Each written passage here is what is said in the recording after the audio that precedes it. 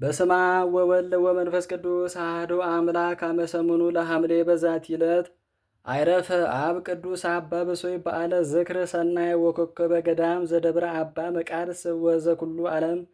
አንድ አምላክ በሆነ በአብ በወልድ በመንፈስ ቅዱስ ስም ሐምሌ 8 በዝች ቀን በጎ ስም አጠራር ያለው የአባ መቃርስ ገዳምና የዓለም ሁሉ ኮከብ የሆነው ቅዱስ አባት አባ ብሶይ አረፈም። ይህም ቅዱስ ከግብፅ አገር ስሟ ሰነስ ከምትባል አገር ነበር። 7 ወንድሞችም ነበሩት። እናቱም የእግዚአብሔር መልአክ እግዚአብሔር ያገለግለኝ ዘንድ ከ7ቱ ልጆችሽ አንዱን ስጭኝ ብሎሻል እያለ እንደሚያነጋግራት ራእይን አየችም። እርሷም ጌታዬ ሆይ የወደድከውን ውሰድ፣ ሁሉም ገንዘቦቹ ናቸውና አለችው። መልአኩም እጁን ዘርግቶ የብሶይን ራስ ይዞ ለእግዚአብሔር መልካም ሥራ የሚሠራ ይህ ልጅ ነው አለ። ይህ ብሶይ የከሳና ሥጋው የኮሰሰ ነበርና እናቱ ለዚያ መልአክ ጌታዬ ሆይ እግዚአብሔር የሚያገለግል ከእነዚህ አንዱን ጠንካራውን ውሰድ አለችው። መልአኩም እግዚአብሔር የመረጠው ይህ ነው አላት። ከዚህም በኋላም ከእርሷ ተሰወረ። ባደገም ጊዜ የምንኩስና ልብስ ሊያለብስ ወደደ። ወደ አስቄጥስም ገዳም ሄደ። በአባ ባይሞን ዘንድም መነኮሰ። እርሱም አባ ዮሐንስ ሐጺር ያመነኮሰ ነው። ከዚህም በኋላ እጅግ ጽኑ የሆነ ተጋድሎን መጋደል ጀመረም።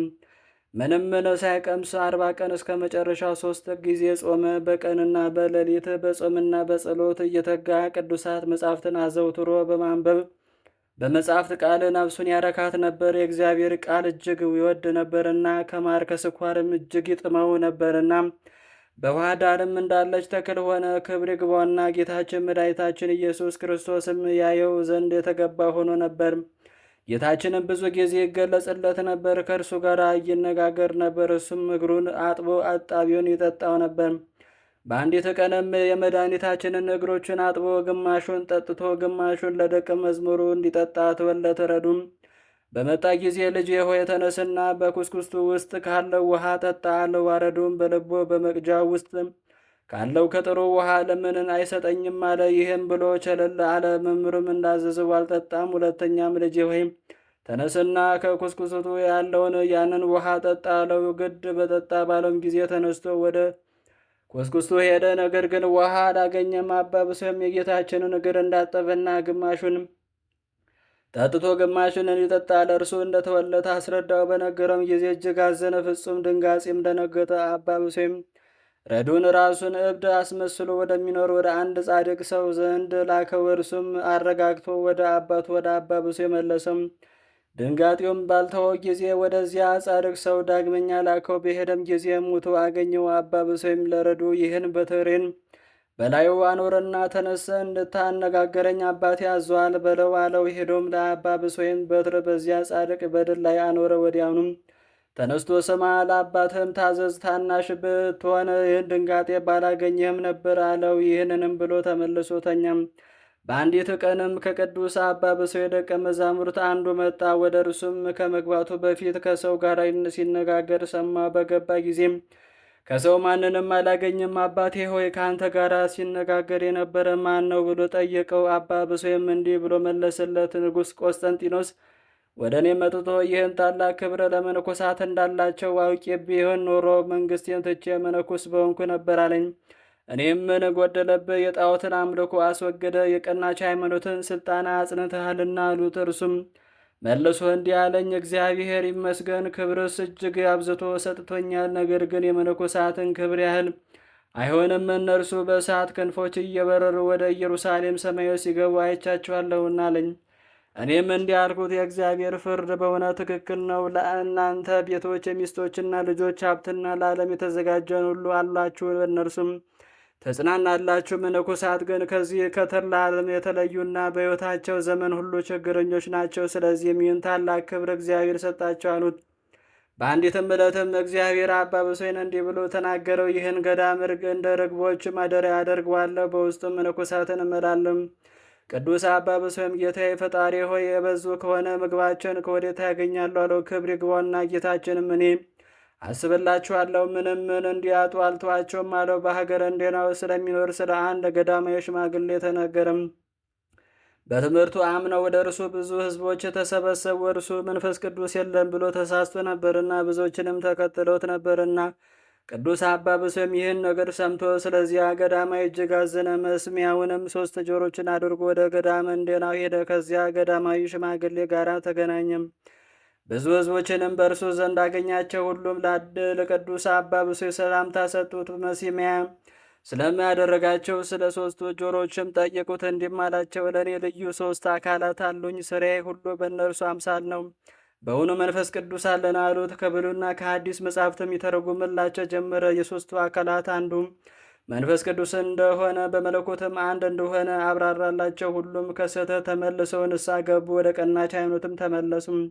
ለአባ ብሶይም የዋረደ የነበረው የእጅ ሥራም ሊሸጥ በሄደ ጊዜ ከአሕዛብ ወገን አንድ ሰው አገኘ። ክብር ይግባውና በጌታችን ኢየሱስ ክርስቶስ ላይ የእርፍት ቃል እስከሚናገር ድረስ ከእውነት መንገድ አሳሳተው። በተመለሰ ጊዜም በክርስትና ጥምቀት ያገኘው የልጅነት ክብር ከእርሱ እንደተለየው አባ ብሶይ ተመልክቶ ልጄ ሆይ በአንተ ላይ የደረሰው ምንድን ነው አለው። እርሱም ያ ሽማግሌ እንዳሳተው ነገሩ። አባ ብሶይም ስለ እርሱ 7 ቀን ሲጸልይ ሰነበተ። በፍጻሜም በክርስትና ጥምቀት የተሰጠው የመንፈስ ቅዱስ ልጅነት በርግብ አምሳል በላይ ወርዶ በውስጡ ሲያድር አየ። ክብር ይግባውና ጌታችን ኢየሱስ ክርስቶስን አመሰግነው። ረዱንም እንዲጠነቀቅና የቀናች ሃይማኖትንም እንዲያጸና ልዩ ከሆነ ሰውም ጋር ስለ ሃይማኖት እንዳይነጋገር አዘዘው። የበርበር ሰዎች ወደ አስቄጥስ ገዳም በመጡ ጊዜም ወደ እንዴናዊ ገዳም ሄዶ በዚያ ተቀመጠ። ከዚያም በኋላ አረፈ። የመከራውንም ወራት ጸጥ ባለ ጊዜ የቅዱስ አባ ብሶይን ሥጋ ከቅዱስ አባ ቡላ ሥጋ ጋር በአንድነት ወደ አስቄጥስ ገዳም አመጡ። ከሥጋም ብዙዎች ድንቆችና ተአምራቶች ተገለጡ። ዘመኑም 57 ነበር። በአስቄጥስ ገዳም እየተጋደለ 27 ዓመት ኖረ። በእንደና ገዳም 10 ዓመት ኖረ። ከመመንኮሱም በፊት በዓለም ውስጥ 20 ዓመት ተቀመጠ። ለእግዚአብሔር ምስጋና ይሁን፣ እኛንም በዚህ ጻድቅ ሰው ጸሎት ይማረን፣ በረከቱም ከእኛ ጋር ትኑር ለዘላለሙ አሜን። ዳግመኛም በዝች ቀን ከእስክንድሪያ ከተማ ከገምኑዲ የሆኑ ቅዱሳን አቤሮንና አቶም በሰማዕትነት ሞቱ። የሊም ቅዱሳን ወላጆቻቸው እግዚአብሔርን የሚፈሩ ምዕመናን ነበሩ። ብዙ ምጽዋትን የሚሰጡ ነበር።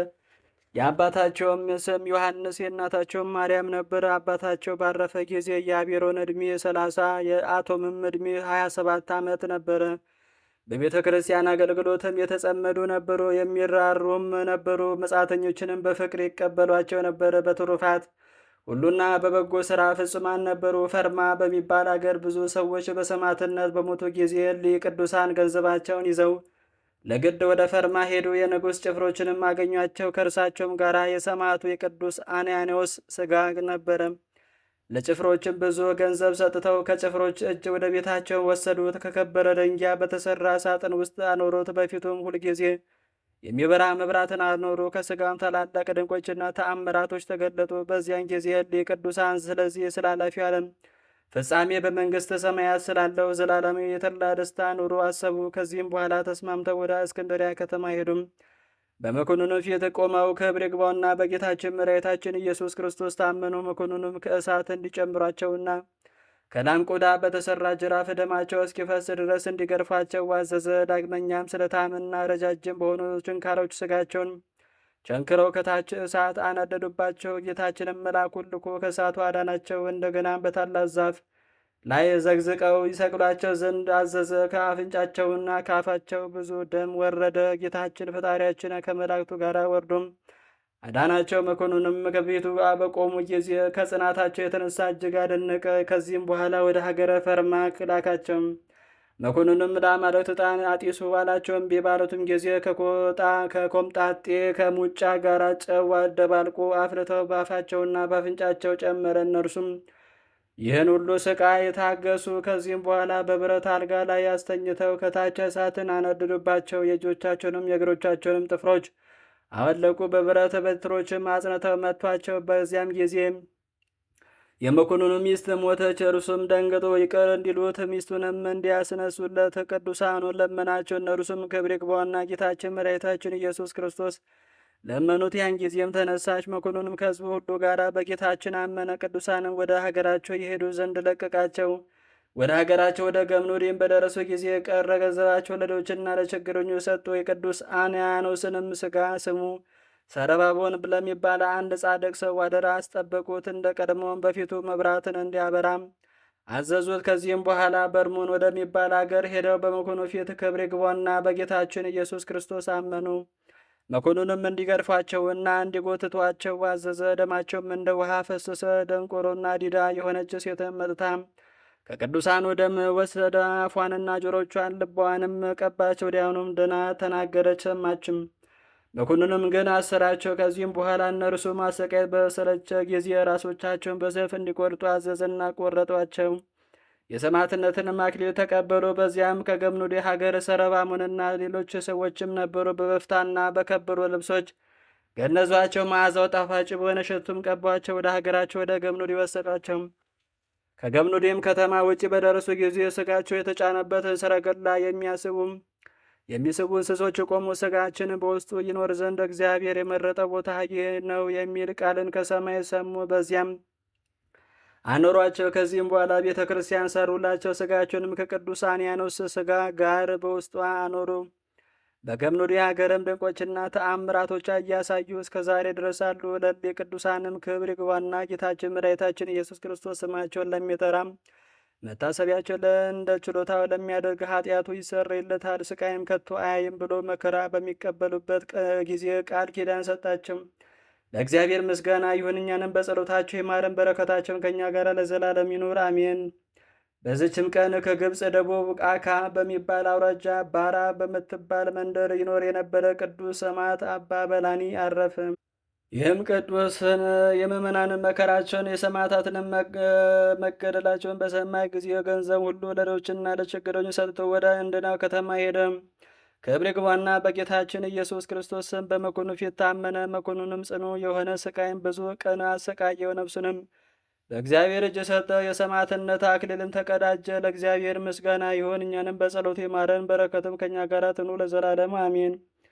ዳግመኛም በዚች ቀን አባ ኪሮስ የከበረው የንጉሥ ልጅ ድሃ የነበረው አባ ሚሳኤል አረፈ። ዜናም እንዲህ ነው። አባ ኪሮስ በእግዚአብሔር ትእዛዝ ወደ እሳት ገዳም ሄደም። ከዚያም ደርሶ ቤተ ክርስቲያነቱን ተሳለመ። በዚያም አምላክን የወለደች እመቤታችን የቅድስት ድንግል ማርያም ስዕል አየም። ከዓይኖቹም እንባ እያፈሰሰ እመቤቴ ሆይ አስብኝ አላት። ስዕሊቱም ኪሮስ ሆይ መምጣት መልካም ነው፣ ከዚህም አትለፍ፣ የአባትን አጽም ብትጠብቅ ዘንድ ወደ ማደሪያ ተመለስ እንጂ አለችው። አባ ኪሮስም ይህን ሰምቶ ከስዕሏ ፊት 700 ስግደትን ሰገደ። በዕብራይስጥ ቋንቋ እንግዳ ሆነህና በቃ በምሕረት መዝገብም ተመዝግቦልሃልና የሚለውን ቃል ሰማ። ከዚህም ባለፈ ጊዜ መነኮሳቱ መልኩ የተዋበ ሁለመና ያማረ እንደሆነ ተመለከቱ። እርስ በርሳቸውም እንዲህ ተባባሉ፣ ይህ መነኩሴ ከመንግስት ከተማ ከግብፅ አገር የመጣ ነው። ሰውነቱ በጾምና በጸሎት አልጠወለገምና እጅግም ነቀፉት፣ አልተቀበሉትም። ነገር ግን ወደ ሌላ ወደሚንቁት ቦታ ሰደዱ። በዚያም በመስፈርስ በሚባል ሕማም ለብዙ ጊዜም የታመመና በምድር ላይ የተጣለ ድሃ ሰውን አገኘ። በራስጌውም የመላእክት አለቃ ቅዱስ ሚካኤልን፣ በግርጌው ቅዱስ ገብርኤልን፣ በቀኙም ሩፋኤል፣ በግራውም ሰዳካኤልን አየ። እነርሱም በክንፋቸው ጋርደውት ነበር። ከሰውም ያለ እርሱም ያያቸው አልነበረም። በገዳዮች ፊት ሞትን የማይፈራ ጎበዝ እንዴት ነው ብለው ሰላምታ ሰጡትም። አባ ኪሮስም አደነቀ። በልዕልና ነዋሪዎች ሆይ ከዚህ ለምን ተቀመጣችሁ አላቸው። ይህ ድሃ እንድንጠብቀው ከእግዚአብሔር ታዘናል አሉት። አባ ኪሮስም እስከ መቼ ነው አላቸው። ከዚህ ድካም እስከሚያሳርፈው ድረስ ነው አሉት። ከዚህም በኋላ ወደ ታመመው ድሃ ተመልሶም በዚህ ቦታ ከኖርክ ምን ያህል ዘመን ነው አለው። በሽተኛውም 65 ዓመት ነው አለው። ሁለተኛም ከታመምክ ስንት ዓመት ነው አለው። የ20 ዓመት ነው ብሎ መለሰ። አበምኔቱና የገዳም መነኮሳት ይጎበኙሃልን ብሎ ጠየቀው። በሽተኛውም አባቴ ሆይ የለም አይጎበኙኝም፣ ፊታቸው ካየው 15 ዓመቱ ይሆናል ብሎ መለሰ። አባ ኪሮስም ና ንገረኝ፣ አባት ማን ነው? እናትስ ማናት አለው። በሽተኛም እንዲህ ብሎ መለሰ። አባቴ የኬልቄዶን ንጉሥ እናቴም የረራ ንጉሥ ልጅ ናት። አባቴ ኪሮስ ሆይ እውነት እልሃለሁ በአባቴ ቤት ያሉ ሰዎች ወርቁና ብሩን ቀጭኑንም ልብስ በእግሮቻቸው ይረግጧቸዋል። አባ ኪሮስም ወደዚያች ገዳም ግን ማን አደረሰ አለው። ደዌውንም እንዳንተ ያሉ 2 ሰዎች ወደ አባቴ ቤት መጥተው በዚያ አደሩ። እኩለ ሌሊትም ሲሆን ፊቱ ብሩህ የሆነ ሰውም ወደ እኔ መጣ። ሚሳኤል ብሎም ጠርቶ ሲነጋ ተነሳ፣ ከእነዚህ ቅዱሳን ጋር ይሄዳለኝ። በእንዲህ ያለ ስራ ወጥቼ ወደዚህ ቦታ ደረስኩ። ምንም በጎ ስራ ሳልሰራም እንደ እነርሱ ሆንኩ። አባ ኪሮስም እኔ አጽናና ያለው ወንድሜ ወይ ስማ፣ ስሙም በብኑዳ የሚባል አንድ እጅግ ድሃ የሆነ በበረሃ የሚኖር መነኩሴ ነበረ። የበጎ ሥራ ጠላት ሰይጣን ወደ እርሱ መጥቶ አሳተው። እግዚአብሔርም ሥጋውን ለአንበሳና ለሰማይ ወፎች ሰጠ። እርሱም በወገን የከበረ ከሮም ንጉሥ በታች የሚገዛ የኬቫዝ ንጉሥ ልጅ ነበረ። ሁለተኛም እነግርሃለሁ፣ የሮሜ ንጉሥ ልጅ የሆነ አንድ ድሃ ነበረ። እርሱም ከበትር ብቻ በቀር ከአባቱ ቤት ምንም ሳይዝ በቀስታ ወጣ። ያንንም ሰው እኔ እጅግ አውቀዋለሁ። ከገዳም ወደ ገዳም ከተራራም ወደ ተራራ ይዞር ነበር። ሞቱም አላስተዋልኩም፣ ሕይወቱም አላወቅኩም። ዳግመኛም አንድ የንጉሥ ልጅ ድሃ ነበረ። እርሱም በሰንበታት እንጂ በሌላ ቀን ምንም ሳይቀምስ ማቅ ለብሶ በቀንና በሌሊት ለጸሎት ይተጋ ነበር። በእንዲህ ያለ ሥራም ኑሮ አረፈ። የብርሃን መላእክትም ነፍሱን ወስደው በመንግሥተ ሰማያት አኖሯት። አሁንም ወንድሜ የምነግር ስማ። ፈጣሪ እግዚአብሔር ተግሣጽ አታድንቅ፣ የወደደውን ይገስጻልና። ያም በሽተኛ ድሃ መነኮስ እውነት ነው ለእኔም ይገባኛል፣ ስለ ኃጢአቴም ይህን ተቀበልኩ ብሎ መለሰ። ይህንንም ብሎ ዝም አለ። በዚያች ሰዓትም ያም በሽተኛ በሞት ያሰናብተው ዘንድ አባ ኪሮስ ወደ እግዚአብሔር ጸለየ። ክብር ይግባውና ጌታችን ኢየሱስ ክርስቶስ በድንገት መጣ። እልፍ አእላፋት መላእክትም በዙሪያ ሆነው ከእርሱ ጋር ነበሩ። ለጻድቃን መጎሳቸውና ንጉሳቸው የሆነም አምላካችንን እናመስግነው፣ ለችግረኞችም ተስፋ የሆነ አምላካችንን እናመስግነው እያሉ ይዘምሩ ነበር። በዚህም ዓለም በገል የደከሙ በእርሱ ደስ ይላቸዋል። አባ ኪሮስም ባየ ጊዜ በምድር ላይ ሰግዶ ጌታዬ ፈጣሪ ሆይ ወደዚህ ምን አመጣ አለ። ጌታችንም ስለ ጠራኸኝ መጣሁ አለው። አባ ኪሮስም ይህን ሰው ጻር በዝቶበታልና ያርፍ ዘንድ አሰናብተው አለው። ጌታችንም ምን ያህል እንደምወድ የመላእክት ሰራዊት ያዩና ያውቁ ዘንድ ይህችን የገነት ተክል አበባ ከእጄ ወስደ በዚያ በሽተኛ በፊቱ ላይ ጣል አለው። አባ ኪሮስም ያንን የገነት ተክል አበባ ከጌታችን እጅ ተቀብሎ በበሽተኛው ፊት ላይ አኖረ። ያን ጊዜም ነፍሱ ያለ ጻር በፍጥነት ወጣች። መድኃኒታችንም ተቀብሎ ሳማት። ከእርሱም ጋር በብርሃን ሰረገላ ውስጥ አስቀመጣት። አውጥቶም በሰማያዊ ክብር አኖራት። አባ ኪሮስም እያደነቀ አለቀሰ። ከዚህም በኋላ ወደ አበምኔቱ ሄዶ እነሆ ያ ድሃ ስላረፈ መቃብር ቆፍረው ይቀብሩ ዘንድ ከመነኮሳቱ እዘዝ አለው። አበምኔቱም ምን ግዴታ አለብኝ አለው። አባ ኪሮስም ትኩር ብሎ ተመለከተውና ይህን የሰይጣን ስራ እንጂ የሰው ስራ አይደለም አለው። ስላስጨነቀውም 7 መነኮሳትን አዘዘለት። እነርሱም ማጥንታቸውን ይዘው ተነሱ። አባ ኪሮስም የሚያጥኑትን አሉና የረከሱ ማጥንቶቻችሁን አስወግዶ በቦታቸውም ተዋቸው፣ ነገር ግን ቀበሩት ብሎ አማላቸው። ያን ጊዜም 4ቱ የመላእክት አለቆች ስጋውና በከርቤና በሚያጠኑ መዓዛውም ያንንም በዓት መላው። እነዚህ መነኮሳትም የሚያሸተን ምንድን ነው? ይህ መነኩስ ስራዬን ያውቅ ይሆን ተባባሉ። ከዚህም በኋላ ስጋ ወስደው በዚያው ገዳም በእንግዳ መቃብር ቀበሩት። ከመቃብሩም ጥሩ ውሃ ፈልቆ ለበሽተኞች ፈውስ ሆነ። ለእግዚአብሔር ምስጋና ይሁን። በዚህ ጻድቅ ጸሎት ይማረን፣ በረከቱም ከእኛ ጋር ትኑር ለዘላለሙ አሚን።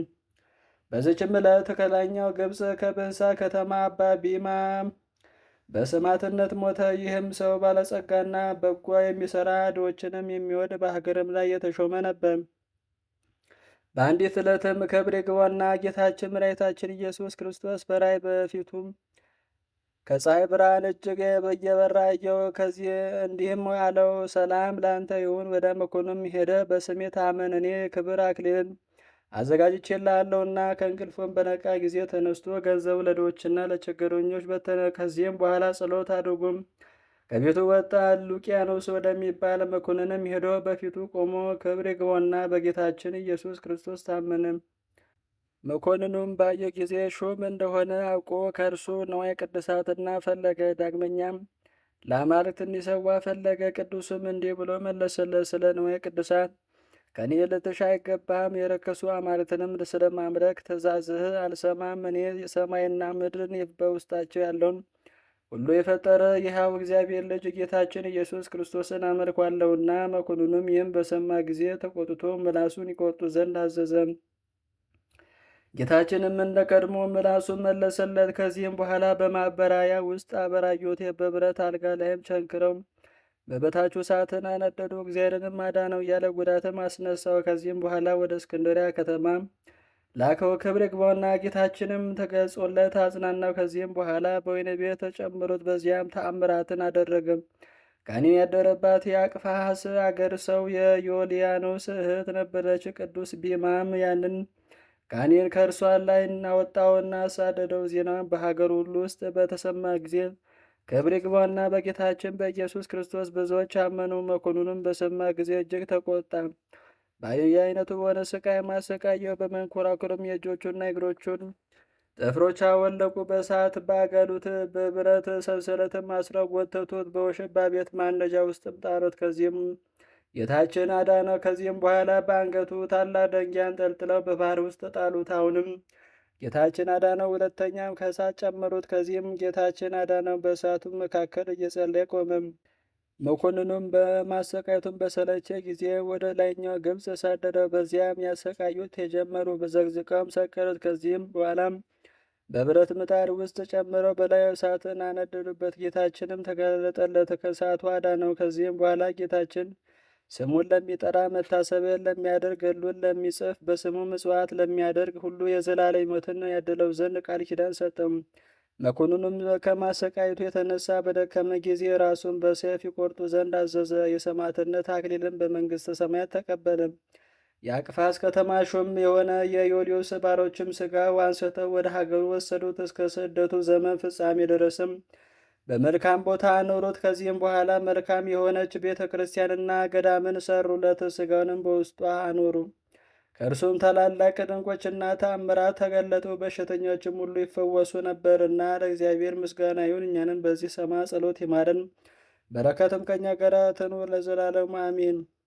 በዚችም ዕለት በምዕራባዊ በረሃ የሚኖር ታላቅና ክቡር አባት የሆነው አባ ኪሮስ የዕረፍቱ መታሰቢያ ሆነም። ይህም ቅዱስ የታላቁ ንጉሥ ቴዎዶሲዮስ ወንድሙ ነበር። በከተማ ውስጥ የሚሰራን አመፅ ባየ ጊዜ ገንዘብ ሁሉ ትቶ ከሀገሩ ወጣ። ጌታችንም መርቶ ወደዚያች ምዕራባዊ በረሃ ደረሰው። በውስጧም ብዙ ዘመናት ብቻውን ኖረ። ከሰው ማንም አላየውም። በዚህ ሁሉ ዘመን የዱር አራዊት ቢሆን በአስቄጥስ ገዳም ስሙ አባ ባውማ የሚባል አንድ ቄስ ነበረ። እርሱም የንጉሥ ዜኑን ልጅ ቅድስት ኢላሪያን ሥጋዋን የገነዘ ነው። እርሱም እንዲህ ያለ በቤተ ክርስቲያን ውስጥ እያለው አባ ባውማ ሆይ ተነስ፣ ወደ በረሃ ውስጥ ገብተ ወደ ፀሐይ መግቢያ ሄድ። ከቅዱሳን ሁሉ አብዝቶ ፈቃድን የፈጸመውን የአንድ ገዳማዊ ሥጋ ትገንዝ ዘንድ የሚለኝ ቃል ከሰማይ ሰማው። ያን ጊዜም ደስ ብሎኝ ተነሳ። በበረሃውም ውስጥ 3 ቀን ተጎዤ ከአንድ ገዳማዊ በዓት ደርሼ ደጁን አንኳኳ። አንድ ሽማግሌ ገዳማዊም ከፈተልኝ። እርስ በርሳችን ሰላምታ ተለዋወጠን። በዚች በረሃ ሌላ ገዳማዊ አለ ብዬ ጠየቅኩት። አዎ አለኝ። ሁለተኛም ስም ማን ነው አባቴ ሆይ? በዚች በረሃ ውስጥ ምን ያህል ጊዜ ኖር ካሉት፣ ስሜ ስምዖን ነው፣ በዚች በረሃ የኖርኩት 70 ዓመታት ነው አለኝ። ከእርሱ ዘንድም ወጥቼ 3 ቀን ተጓዝኩ። ሁለተኛም ስሙ ባሞን የሚባል ገዳሚ አገኘውም። ሰላምታም ሰጠሁትና በዚች በረሃ ሌላ ገዳማዊ አለ አልቦት? አዎ አለኝ። 4 ቀንም ተጓዝኩ። ወደ አባ ኪሮስ በዓት ተደረስኩም። ቅዱስ አባት ወይ ባርከኝ እያልኩ ደጁን አንኳኳ። አባ ባውማም ወይ መምጣት መልካም ነው ብሎ መለሰለት። በውስጥ ተናገረኝ። እግዚአብሔርም ያከበረ ስም በሰላም በፍቅር ወደ እኔ ገባ አለኝ። ያን ጊዜም ገብቼ ከእርሱ ተባረኩ። በፊቱም የእግዚአብሔር ጸጋ ክብር አየው። የራሱ ጠጉርና ጽሕሙ እንደ በረድ የነጣ ነበር። ከዚህ በኋላም ተቀመጥኩ። በብቻውም አቀፈኝ፣ እንዲህም አለኝ፣ እነሆ ይህች ሰዓት እየጠበቅኳት በዚች በዓት 57 ዓመት ኖርኩ። ይህንንም ሲል ጥቂት ታመመና ተኛ። እየደነገጠ ያችን ሌሊት አደረ። ሲነጋም በባቱ ውስጥ ታላቅ ብርሃን በራ። ብርሃናዊ ሰውም ገባ። በእጁም የብርሃን መስቀል አለ። በአባ ኪሮስ አጠገም ተቀምጦ ሳሙም ባረከው፣ ማጽናናውም። ሰላም፣ ፍቅርን፣ አንድነትን አደረገለት። ከእርሱም ተሰወረ። እኔ ፈራው። እንደሚበራ ይህን ክብር የተጎናጸፈ የማን ነው አልኩት። እርሱም ልጄ ሆይ ይሄ የእግዚአብሔር ልጅ ጌታችን ኢየሱስ ክርስቶስ ነው። ልማዱ ስለሆነ ሁልጊዜ ይመጣል ያጽናናኛልም አለኝ። በቀዳሚ ሰንበት ዕለትም 9 ሰዓት በሆነ ጊዜ እስከ ሰማይ የሚደርስ ታላቅ ጩኸትን ሰማሁ። ከጩኸታቸውም ኃይል የተነሳ ምድር ተናወጸች። እኔም ይህን የምሰማው የጩኸት ምንድን ነው ብዬ ጠየቅኩት። እርሱም ልጄ ሆይ ይህን በሲኦል የሚኖሩ የኃጥአን ጩኸት ነው። ስለ ቅድስት ትንሣኤው የእሁድ ፀሐይ እስክትጠልቅ ድረስ እግዚአብሔር አሳርፋችኋልና ስለዚህም እግዚአብሔር ያመሰግኑታል አለኝ። በዚችም ዕለት ሐምሌ 7 ቀን ቅዱስ አባ ኪሮስ ጮሆም አለቀሰ። ዛሬ በግብፅ ሀገር ታላቅ ምሰሶ ወደቀ። ይኸውም የገዳማውያን አለቃ ቅዱስ አባ ሲኖዳ ነው አለ። ከዚህም በኋላ ከደዌው ጽናት የተነሳ እሁድ ሌሊት እጅግ ደነገጠ። በባቱም ውስጥ እንሆ ታላቅ ብርሃን በራ። ክብር ይግባውና ጌታችን ኢየሱስ ክርስቶስም ገብቶ በአባ ኪሮስ ራስ አጠገብ ተቀመጠ። አባ ኪሮስም መድኃኒታችንን ጌታዬ ሆይ ይህ ሰው ባርከው አለው። መድኃኒታችንም የመረጥኩ አባ ባውማ ወይም ጽናት ትፍራ፣ ሰላሜ በረከቴም ከአንተ ጋር ይኖር። አሁንም ታማኝ አገልጋይ የሆነ የዚህን የቅዱስ ኪሮስን ያየኸውን የሰማውን ወደፊትም ዳግመኛ የምታየውን የምትሰማውን ገድሉን ጻፍ አለኝ። ከዚህም በኋላ መድኃኒታችን አባ ኪሮስን እንዲህ አለው፣ እነሆ አንተ ትሞታለህና አትዘን። ሞት አይደለም የዘላለም ሕይወት ነው እንጂ ገድልን መጽሐፍ የሚጽፈውን ወይም የሚያነባውን የሚሰማውንም ሁሉ በምድርም መታሰቢያን የሚያደርገውን ሁሉ በደብረ ጽዮን በሚደረገው የሺህ ዓመት በዓል ምሳ ከኔ ጋር ይቀመጥ ዘንድ አደርገዋለሁ። ከቅዱሳኖችም ጋር ቆጥረዋለሁ። ከኃጢአቱም መጽሐፍ ቀድጄ ስሙን በሕይወት መጽሐፍ እጽፋለሁ። ለመስዋዕት የሚገባው ዕጣኑን ወይኑን መብራቱን መባ አድርጎ ለሚሰጥም በስምህ ለድሆችም ለችግሮችም ምጽዋትን ለሚያደርግ ዓይን ያላየውን ጆሮም ያልሰማውን በሰው ልቦናም ያልታሰበውን በጎ ዋጋ እኔ እጥፍ ድርብ አድርጌ ሰጥዋለሁ። በበኩር ቤተ ክርስቲያንም ሥጋዬን ደሜን ያቃብላችኋለሁ። በዚህም ዓለም ቤታቸው ባርካለሁ፣ ልጆቻቸውንም አሳድጋለሁ። ከበጎ ነገር ሁሉ ምን አያጡም። አሁንም ከዚህ ዓለም ድካም ወደ እረፍት ተዘላለም ተድላ ደስታ ወዳለበት ወደ ብርሃን ቦታ ወስድ ዘንድ ጊዜው ደረሰ። መድኃኒታችንም ይህን ሲናገር እነሆ ነቢዩ ዘማሪውን ዳዊት መጣ። መሰንቆም ከእርሱ ጋር ነበረች። ይህች ዕለት በእርሷ ፈጽሞ ሐሴት እናደርግ ዘንድ እግዚአብሔር የሠራት ናት እያለ አመሰገነባት። መድኃኒታችንም አባ ኪሮስ እነሆ ዘማሪው ዳዊት መጥቷልና ይዘምርል ዘንድ የምትሻውን ነገር አሉ። ዳዊትም ቅዱስ አባ ኪሮስ በየትኛው አውታር እንድዘምርል ትሻለህ? ደግሞስ በየትኛው ዜማ በየትኛው ስልት? በመጀመሪያው ነው ወይስ በሁለተኛ ወይስ በሦስተኛው ነው? ቅዱስ አባ ኪሮስም በ10 አውታር በየስልታቸውና በየዜማቸው ልሰማሻለሁ አለ። ያን ጊዜም ዳዊት መሰንቆን አዘጋጅቶ የጻድቅ ሞቱ በእግዚአብሔር ፊት የከበረ ነው አለ። ዳግመኛም ጎለመስኩ አረጁም፣ የሚወድቅ ጻድቅ አላየሁም አለ። ዳዊትም ድምፁን አሳምሮ ዘመረ፣ መሰንቆንም በስልት መታት። ያን ጊዜም የቅዱስ አባ ኪሮስ ነፍሱ ወጣች። መድኃኒታችንም ተቀብሎ ሳማት። የመላእክት አለቃ ሚካኤልም ሰጣት። እኔ አባ ባውማም የቅዱስ አባ ኪሮስን ሥጋውን በቀበርኩ ከበዓቱም በወጣ ጊዜ በረሃው በሰማይ ሰራዊት ተመልቶ አየው። መድኃኒታችንም የቅዱስ አባ ኪሮስ ሥጋው ባለበት በዓት ላይ መስቀሉን አኑሮ ዘጋ። ከዚህም በኋላ መድኃኒታችን ለእኔ ሰላምታ ሰጥቶ መላእክትና የመላእክት አለቆች በፊቱ እያመሰገኑና እየዘመሩ በታላቅ ክብር አረገም። የቅዱስ አባ ኪሮስን ነፍስ ከመድኃኒታችን ጋር እንደዚህ አሳረጓት። እርሷም በተሰጣት ክብር ደስ እያላት አረገች። እኔም አባ ባውማ በዚያ ቦታ ብቻዬን ቀረው። ተመልሼ ወደ አባ አሞን በዓት ደረስኩ። ከዚያም የ3 ቀን መንገድ ተጉዤ ወደ አባ ስምዖን በዓት ደረስኩ። ከዚያም 3 ቀን ተጉዤ ወደ ቦታዬ ወደ አስቄጥስ ገዳም ደረስኩ። ለመነኮሳትም ሁሉ ያየሁትና የሰማሁት ሁሉም የቅዱስ አባ ኪሮስን ገድሉን ስለ አባ ሲኖዳም ዕረፍት ትንቢት እንደተናገረ ነገርኳቸው። መነኮሳቱም ሰምተው እጅግ አደነቁ። የተመሰገነ እግዚአብሔርም አመሰገኑት። እኔ አባ ባውማም የቅዱስ አባ ኪሮስን ገድሉን ጽፌ ለሚያነበውና ለሚሰማ ሁሉ መጽናኛ ይሆን ዘንድ ወደ አብያተ ክርስቲያናት ሁሉና ወደ ገዳማትም ላኩ። ለእግዚአብሔር ምስጋና ይሁን። እኛንም በዚህ ጻድቅ ጸሎት ይማረን፣ በረከቱም ከእኛ ጋር ትኑር ለዘላለሙ አሚን። ሰላም ለኪሮስ ዘሰአሙ ነደ ከናፍር ወበዘባኑ ተጽዕነ እግዚአብሔር ወከመ ተጽአ ነፍሱ ዘንበለ ድጻር ዳዊት ሀልየን ዘይብለ በመሰንቆ ሐዋዝ መዝሙር ለጻድቅ ብእሲ ሞቱ ክቡር።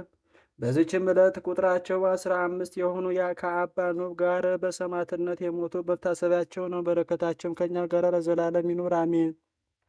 አንድ አምላክ በሆነ በአብ በወልድ በመንፈስ ቅዱስ ስም ሐምሌ 9 በዘች ቀን የ5ቱ አህጉር ኤጲስቆጶስ ቅዱስ ቴዎድሮስ በሰማዕትነት አረፈ። ዳግመኛ በዚች ቀን ከቆጵሮስ ሀገር ቅዱስ ታኦድሮስ በሰማዕትነት አረፈ። እርሱም 3 ሴቶችና ያሰቃዩት የነበሩ 2 መኳንንቶች ሉኪያኖስና ደግናኒዮስ አረፉ። በዚችም ቀን መስተጋደል አባ ህሊያን አረፈ። ዳግመኛም በዚች ቀን የመብራጣንና የቀፈሃላ ኤጲስቆጶስ የንድራውስ መታሰቢያቸው ነው።